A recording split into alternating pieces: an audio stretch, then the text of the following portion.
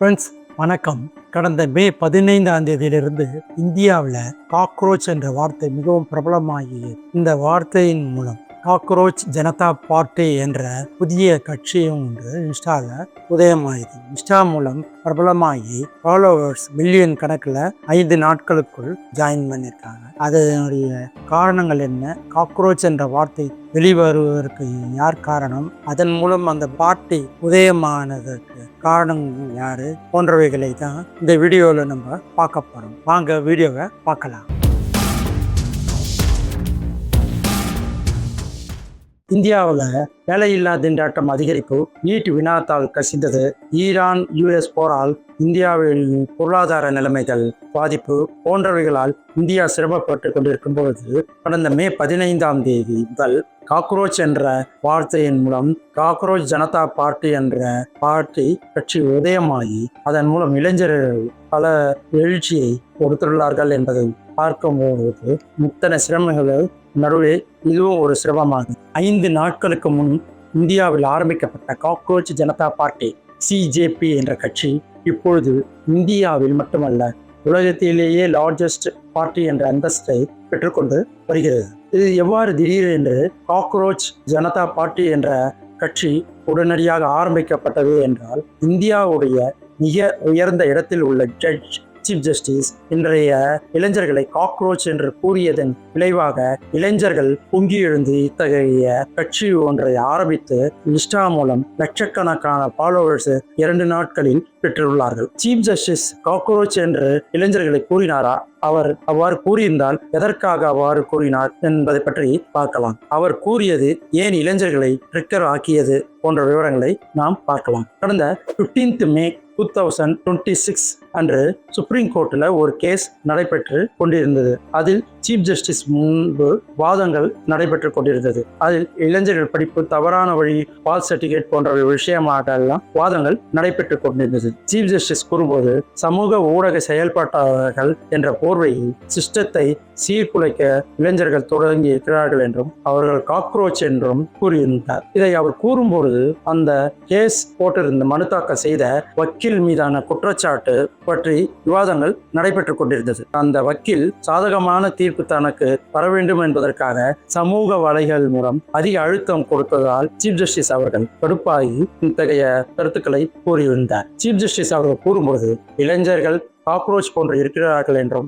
வேலையில்லாத இந்த இளைஞர்கள் அவர்களே சோசியல் மீடியாவில் அதிக கவனம் செலுத்துகிறார்கள் என்று கடுமையாக சாடினார். இவர் இவ்வாறு இளைஞர்களை பற்றி பேசியது உடனே வைரல் ஆகிவிட்டது. இவர் பேசியதை தன்னுடைய ட்விட்டரில் அபிஜித் தீபக் என்ற 30 வயது இளைஞர், பொலிட்டிக்கல் சம்பந்தமாக படித்தவர். அவர் டெல்லியில் உள்ள ஆம் ஆத்மி கட்சியுடைய சோசியல் மீடியா பதிவை இந்த அபிஜித் தீபக் என்பவர் யூஎஸ்ல பாஸ்டன் யூனிவர்சிட்டியில் ஸ்டடீஸ் ஃபினிஷ் பண்ற ஸ்டேஜில் இருக்கார். அவர் சீக்கிரமே இந்தியாவுக்கு திரும்ப போகிறார். சீஃப் ஜஸ்டிஸ் அவர்கள் இளைஞர்கள் பற்றி இவ்வாறு கூறிய கருத்துக்களுக்கு தன்னுடைய ட்விட்டர் பக்கத்தில் அபிஷேக் அவர்கள் பலவித கருத்துக்களையும் கூறி காக்ரோச் எல்லாம் ஒன்று சேர்ந்தால் என்னவாகும் என்ற ஒரு கேள்வியும் கேட்டு அந்த ட்விட்டரில் பலவித கருத்துக்களை தெரிவித்திருந்தார். இதற்கு நடுவில் அவர் வெளியிட்ட அந்த ட்விட்டரை பார்த்துவிட்டு எல்லா இந்தியாவில் உள்ள இளைஞர்கள் நிறைய பேர் அதற்கு டிஸ்கஷன்ஸ் செய்வதும் கமெண்ட் எல்லாம்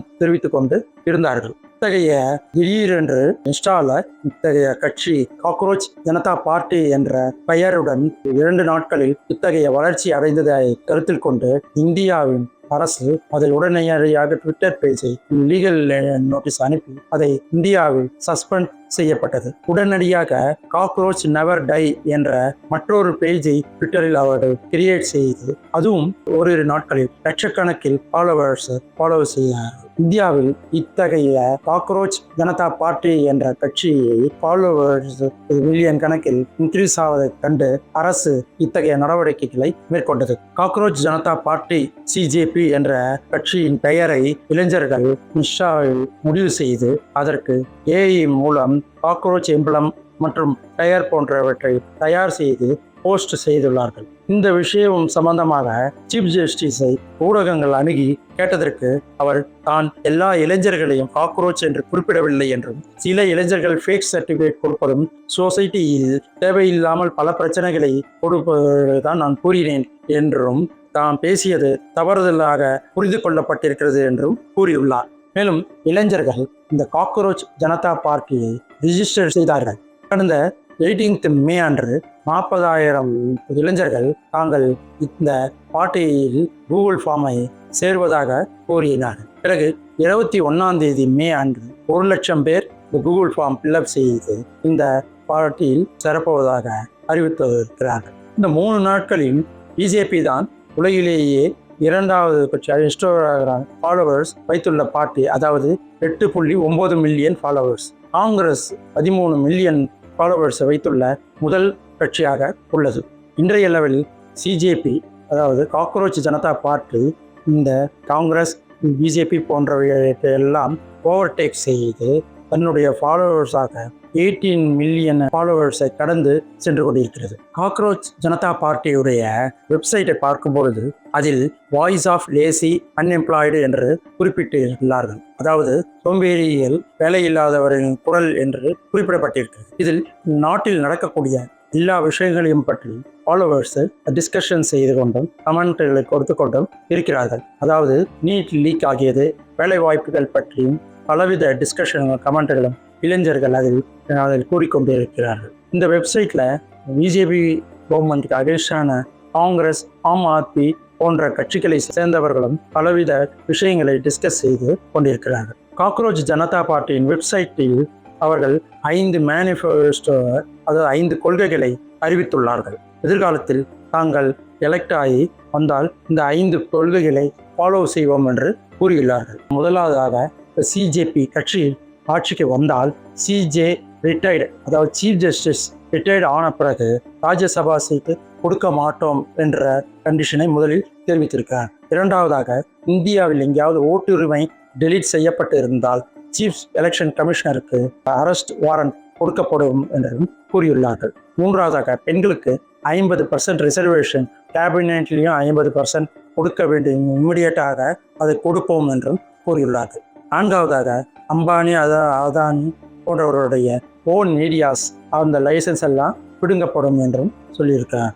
ஐந்தாவதாக, எந்த எம்எல்ஏ எம்பி ஜெயித்த கட்சியை விட்டு அடுத்த கட்சிக்கு சப்போர்ட் செய்தால் 20 வருடத்திற்கு எலெக்ஷன் அவர்களை அலோவ் பண்ண முடியாதபடி சட்டம் கொண்டு வருவோம் என்றும், அவர்களை கட்சியை விட்டு எம்எல்ஏ விட்டு உடனே பதவி நீக்கம் செய்வோம் என்று கூறியுள்ளார்கள். அது மட்டும் இல்லாமல் காக்ரோச் ஜனதா பார்ட்டியில் சேருவதற்கு சில கண்டிஷன்ஸ்களை சொல்லியிருக்கிறார்கள். அதாவது முதலாவதாக அன்எம்ப்ளாய்டாக இருக்க வேண்டும் என்றும், இரண்டாவதாக லேசியாக சோம்பேறித்தனமாக இருக்க வேண்டும் என்றும், மூன்றாவதாக ஆன்லைனில் விஷயம் அறிந்தவராக இருக்க வேண்டும் என்றும், நான்காவதாக தனக்கு வரும் கருத்துக்களுக்கு எதிர்கருத்துக்களை தெரிவிக்கும் திறன் கொண்டவராக இருக்க வேண்டும் என்றும் கூறியுள்ளார். காக்ரோச் ஜனதா பார்ட்டியை அதனுடைய அந்த வெப்சைட்டையும் இன்ஸ்டாகிராமையும் மற்றவற்றை முடக்கும் வேளையில் அரசாங்கம் இருக்கிறது என்றும், ட்விட்டர் போன்றவர்களை முடக்க பார்க்கிறார்கள் என்றும், அவர்கள் அரசாங்கத்துக்கு மிக பயம் ஏற்பட்டுள்ளது என்றும் காக்ரோச் ஜனதா பார்ட்டியை சேர்ந்தவர்கள் கூறியுள்ளார்கள். அபிஜித் தீபக் என்ற இந்த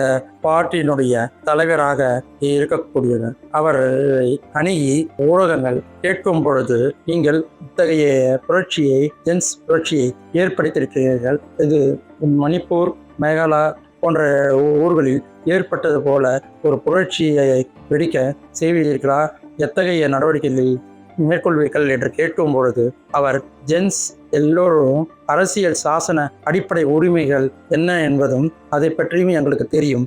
முதலில் நம் இந்தியாவில் அமைதியாகவும் ஜனநாயகத்தை காக்கும் விதமாக காக்ரோச் ஜனதா பார்ட்டி கொண்டு போக விழைகிறோம் என்று கூறியுள்ளார்கள். அது மட்டும் இல்லாமல் cockroach Janata party Gen Z movement பீகாரில் அசம்பிளி பை எலெக்ஷன் வருவதாகவும் அதில் தாங்கள் போட்டியிட போவதாகவும் கூறியுள்ளார். இந்த காக்ரோச் ஜனதா பார்ட்டியில் இளைஞர்களுடைய எழுச்சி எத்தகைய விளைவுகளை ஏற்படுத்தும் என்பதை பொறுத்திருந்து பார்க்க வேண்டும்.